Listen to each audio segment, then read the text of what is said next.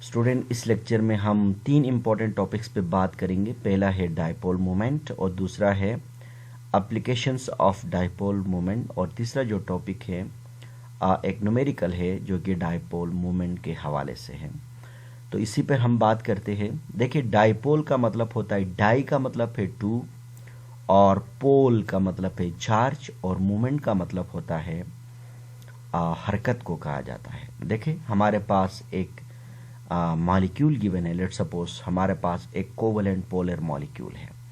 अब covalent polar molecule के अंदर हमें पता है कि पार्शली नेगेटिव चार्ज और एक के ऊपर पार्शली पॉजिटिव चार्ज होता है। अब आप देखिए, पार्शली नेगेटिव चार्ज क्यों होता है? Due to the greater electronegativity. और पार्शली पॉजिटिव चार्ज क्यों है? Due to less electronegativity. मिसाल के तौर पर आप HCl आप देखें, क्योंकि क्लोरीन की इलेक्ट्रोनेगेटिविटी हमारे पास ज़्यादा होती है, इसीलिए पार्शली नेगेटिव, और हाइड्रोजन की इलेक्ट्रोनेगेटिविटी कम है, पार्शली पॉजिटिव। तो डायपोल मोमेंट क्या है? देखिए, डायपोल मोमेंट बेसिकली क्या है कि dipole moment basically product of magnitude of the charge, यानी किसी भी पोलर मॉलिक्यूल के अंदर मैग्नीट्यूड ऑफ द चार्ज का प्रोडक्ट और distance between the two charges, यानी इन दो चार्जेस के बीच में जो डिस्टेंस है ना, तो उसको हम क्या कहते हैं? डायपोल मोमेंट कहा जाता है।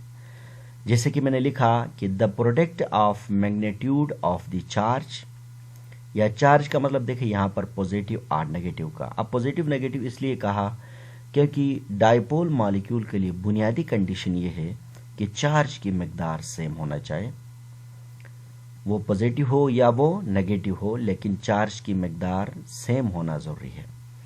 और इसी तरह से देखें, distance between them is called dipole moment. या दूसरे मानों में हम डायपोल मोमेंट को इस तरह भी डिफाइन कर सकते हैं कि किसी भी मॉलिक्यूल की पोलैरिटी को मेयर करने का नाम क्या है? डायपोल मोमेंट कहा जाता है। जैसे कि मैंने यहाँ पर एक और डिफिनेशन बनाया, वो क्या है? The measurement of polarity, polarity का मतलब है charge, in a molecule is called dipole moment. अगर हम मैथमेटिकली डायपोल मोमेंट को एक्सप्लेन करें तो वो क्या है? देखें कि डायपोल मोमेंट को हम रिप्रेजेंट करते हैं म्यू से। तो mu is equal to Q multiply क्या है? हमारे पास आर है। अब क्यू का मतलब क्या है? Product of the charge of, product of the magnitude of the charge है। और आर का मतलब क्या है? Distance between the two charges, दो चार्जेस के बीच में जो डिस्टेंस है ना, तो उनको हम क्या कहते हैं? डायपोल मोमेंट कहा जाता है। तो इसी तरह से mu is equal to Q multiply by R. तो इसका मतलब ये हुआ कि product of magnitude of the charge Q multiply distance between two charges is known as the dipole moment. इसी तरह से देखिए, ये जो डायपोल मोमेंट है ना, ये बेसिकली वेक्टर क्वांटिटी है, और वेक्टर क्वांटिटी होने की वजह से इनकी डायरेक्शन भी होता है। तो लिहाजा मैंने लिखा कि it is a vector quantity और directed from positive charge to the negative charge. इसी तरह से हम एरो जब भी लगाएंगे डायपोल मोमेंट में, हमेशा पॉजिटिव चार्ज से नेगेटिव चार्ज की तरफ लगाएंगे। जैसे कि देखिए, हमारे पास HCl क्या है? एक पोलर मॉलिक्यूल है। आप हाइड्रोजन के ऊपर पार्शियली नेगेटिव और क्लोरीन के ऊपर पार्शियली देखिए, हाइड्रोजन के ऊपर पार्शियली पॉजिटिव है और क्लोरीन के ऊपर पार्शियली क्या है? नेगेटिव चार्ज है। अब हम यहाँ एक एरो लगाएंगे, ये एरो पॉजिटिव से नेगेटिव की तरफ, तो ये वेक्टर क्वांटिटी को यानी एक्सप्लेन करता है। इसके बाद अगर हम डायपोल मोमेंट की यूनिट की बात करते हैं, तो डायपोल मोमेंट के दो यूनिट हैं नॉर्मली हम जो यूज़ करते हैं। अगर SI सिस्टम में देखें तो डायपोल मोमेंट का जो यूनिट बनता है वो कूलम मीटर होता है, यानी कूलम C और मीटर M होगा। ये SI यूनिट में होगा। तो वो कैसा हमने लाया? यहाँ से देखिए, क्यू का यानी चार्ज का जो यूनिट होता है वो कूलम होता है, और आर डिस्टेंस का जो यूनिट है वो हमारे पास मीटर है। अगर हम कॉमन यूनिट की बात करेंगे तो इसका यूनिट क्या है? डिबाई होता है। तो इसके बाद एक रिलेशनशिप भी याद करना जरूरी है जो हमारे न्यूमेरिकल में काम आएगा, और वो ये है कि 1 डिबाई इक्वल बराबर होता है 3.336 मल्टीप्लाई 10 पावर क्या है हमारे पास? -30। ये -30 इधर लिखेंगे, -30 क्या है, कूलम मीटर। तो ये चीज़ याद रखना है, वो ये है कि 1 डिवाई इक्वल होता है 3.336 मल्टीप्लाई 10⁻⁻30 कूलम मीटर के बराबर होता है। और अब हम बात करेंगे कि डायपोल मोमेंट के 3 एप्लीकेशन है। पहला है measurement of polarity of molecule, यानी हम डायपोल मोमेंट के ज़रिए से किसी भी मॉलिक्यूल की पोलैरिटी हम बता सकते हैं कि वो मॉलिक्यूल पोलर है या वो मॉलिक्यूल नॉन पोलर है। तो इससे में सबसे पहले हम बात करेंगे कि डायपोल मोमेंट की मदद से कौन से मॉलिक्यूल नॉन पोलर होंगे। तो मैंने लिखा कि वो तमाम ऐसे मॉलिक्यूल जिसका सेंट्रल एटम बॉन्डेड हो विद सिमिलर एटम के साथ, यानी इसके साथ जो सराउंडेड एटम होंगे वो आपस में सिमिलर हो और are considered to be a non polar molecule and zero dipole moment, यानी ऐसे वो तमाम मॉलिक्यूल जिसका सेंट्रल एटम क्या हो, सिमिलर एटम के साथ अटैच हो, और ऐसे मॉलिक्यूल को हम क्या कहेंगे, नॉन पोलर मॉलिक्यूल कहेंगे। और ऐसे नॉन पोलर मॉलिक्यूल का जो डायपोल मोमेंट होगा वो हमेशा जीरो होगा।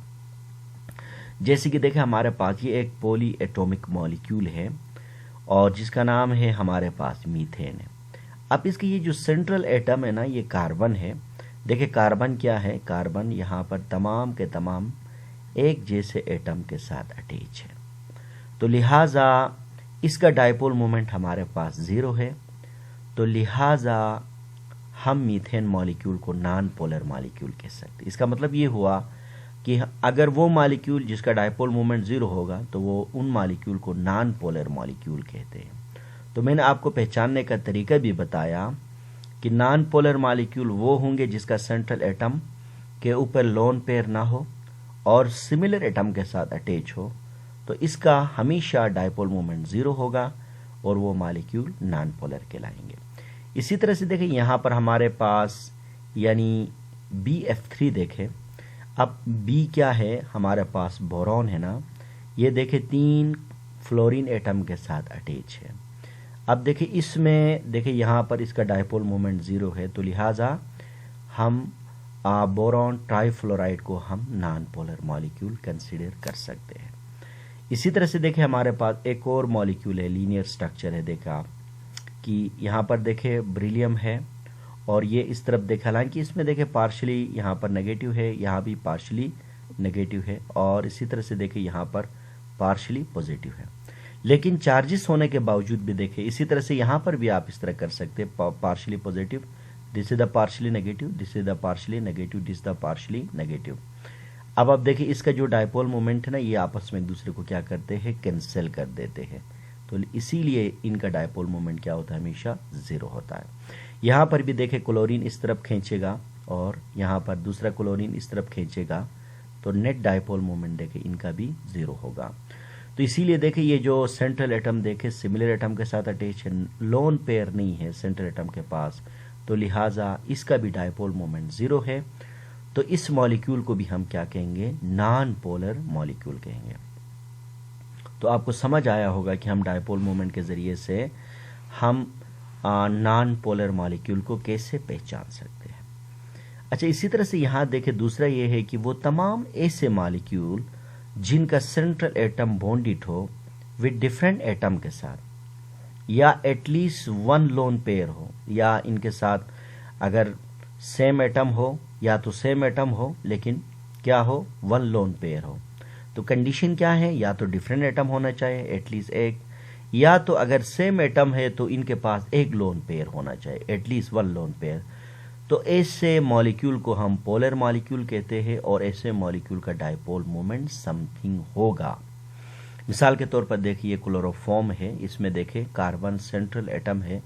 अब देखें कार्बन 3 हाइड्रोजन के साथ अटैच है, इसके साथ देखें एक क्लोरीन है, तो लिहाजा इसका जो डायपोल मोमेंट है ना हमारे पास ये कितना है, mu is equal to 1.12 debye है। तो ये पोलर मॉलिक्यूल हो गया।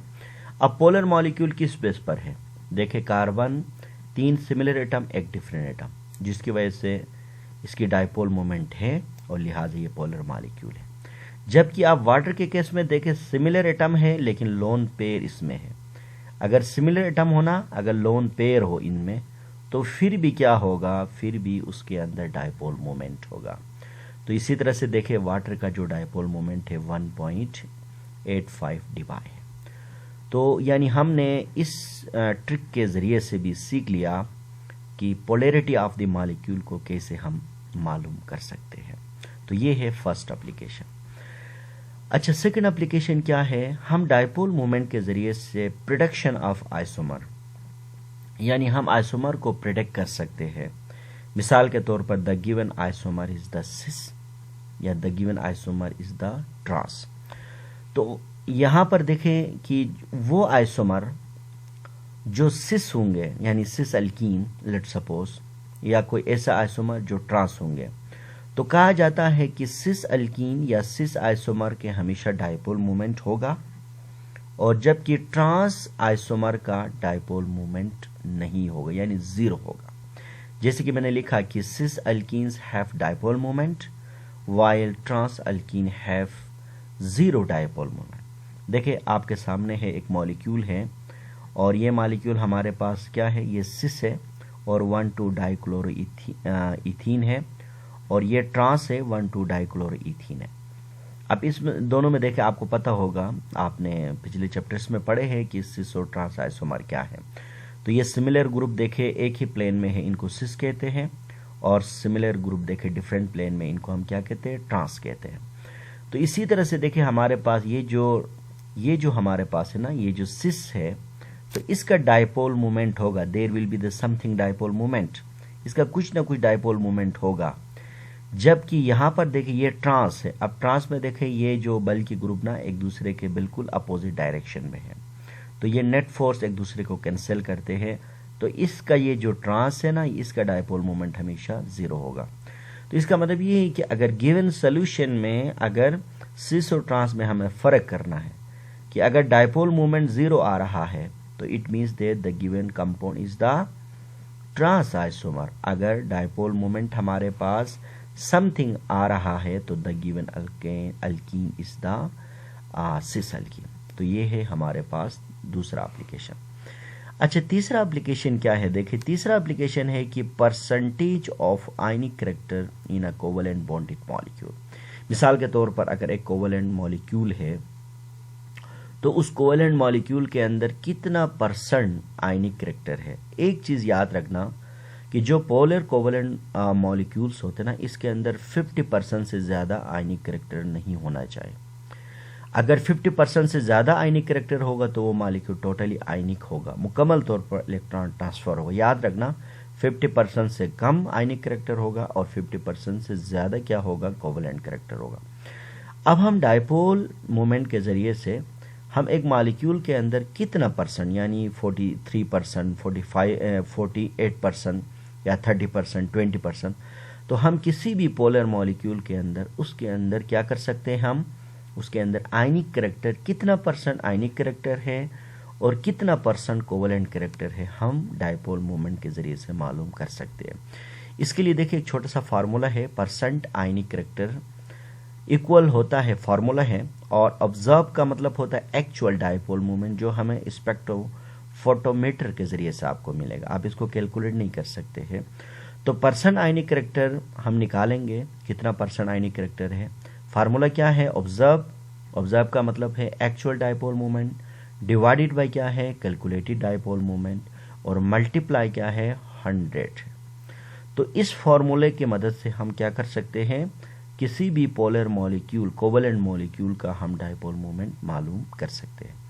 मिसाल के तौर पर देखिए हमारे पास एक मॉलिक्यूल है जिसका नाम HF है, और इसका देखिए ऑब्जर्व यानी एक्चुअल डायपोल मोमेंट गिवन है 1.90 डिबाई है, और हमें इसके अंदर परसेंटेज कितना परसेंट आयनिक कैरेक्टर इसमें आ गया है वो हमें निकालना है, और distance between the two charges हमें दिया है 0.917 मल्टीप्लाई 10⁻10 मीटर है, और यूनी पॉजिटिव हो या यूनी नेगेटिव, क्योंकि डायपोल मोमेंट में चार्ज का सेम होना जरूरी, इसलिए यहाँ पर चार्जेस का लफ्ज नहीं लिखा है, चार्ज लिखा है, क्योंकि वो एक ही चार्ज हम कंसिडर करते हैं। अक्सर बच्चे सवाल करते हैं कि यहाँ पर चार्ज क्यों कहा है, तो ये चार्ज इसलिए कहा है क्योंकि चार्ज हमेशा क्या होती है, यहाँ पर इसका जो पॉजिटिव नेगेटिव का वैल्यू सेम होना चाहिए और इंटेंसिटी ऑफ चार्ज सेम होना चाहिए।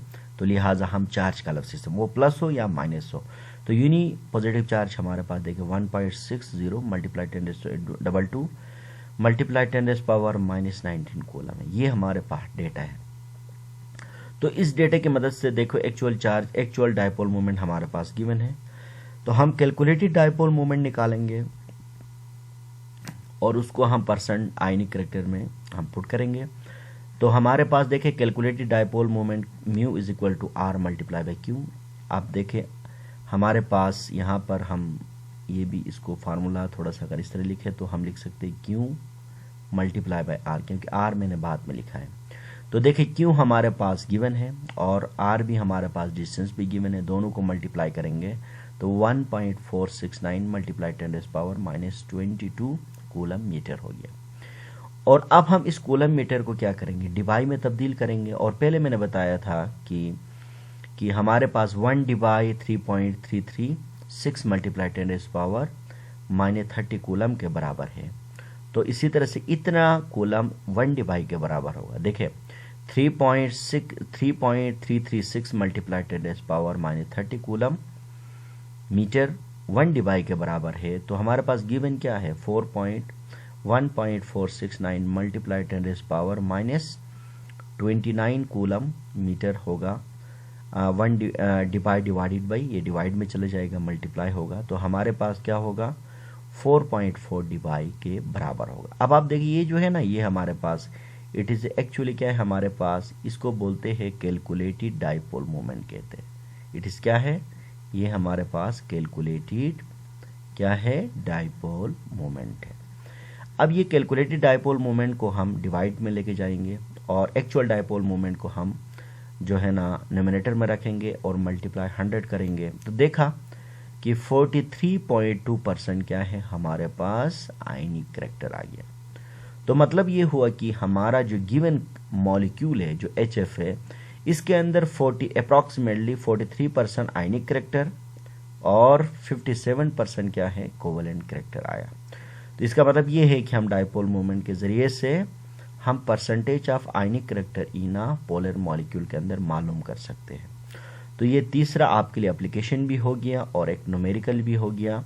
और इसी से एक न्यूमेरिकल आपके एक्सरसाइज में भी है और थोड़ा सा वैल्यू चेंज है, आप वो भी इसी फॉर्मूले की मदद से आप इसको हल कर सकते हो।